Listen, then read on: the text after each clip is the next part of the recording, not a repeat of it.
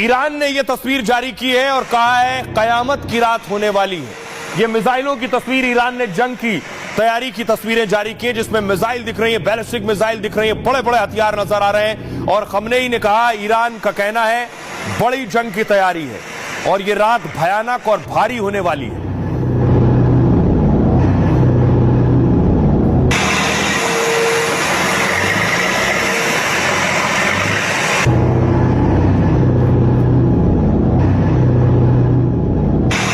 अब सवाल यह है, क्या अब इस जंग में खुद ट्रंप उतरने वाले? क्या ट्रंप नेतन्याहू का साथ देने वाले हैं?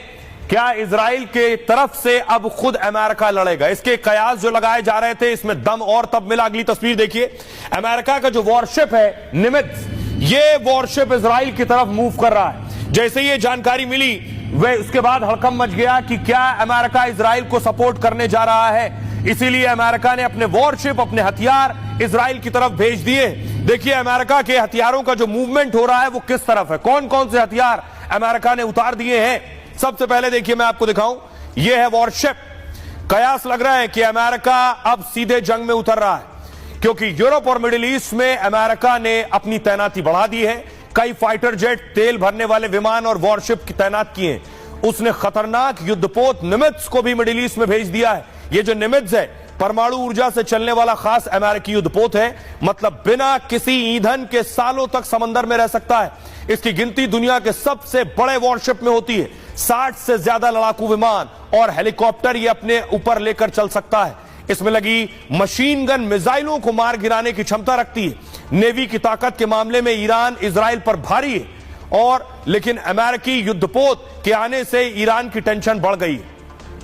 जानकार मानते हैं कि अमेरिका F-16 और F-35 भी तैनात कर सकता है।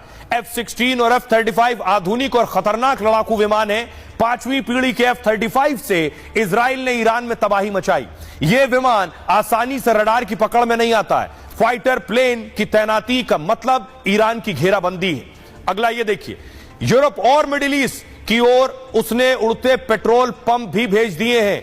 अमेरिका KC-135 और KC-46 हवाई टैंकर तैनात कर रहा है। Spain, Greece, Germany, Italy, Scotland में ऐसे कई हवाई टैंकर पहुंचे हैं। ये हवाई टैंकर हवा में ही दूसरे विमानों को ईंधन भरने में मदद करते हैं। इतनी हवाई टैंकरों की तैनाती सिर्फ इजराइल की मदद के लिए नहीं है।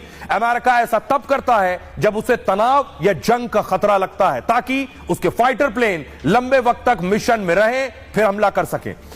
अगली बड़ी चीज, मिडिल ईस्ट के 19 देशों में पहले से अमेरिका का सैन्य बेस है। यहां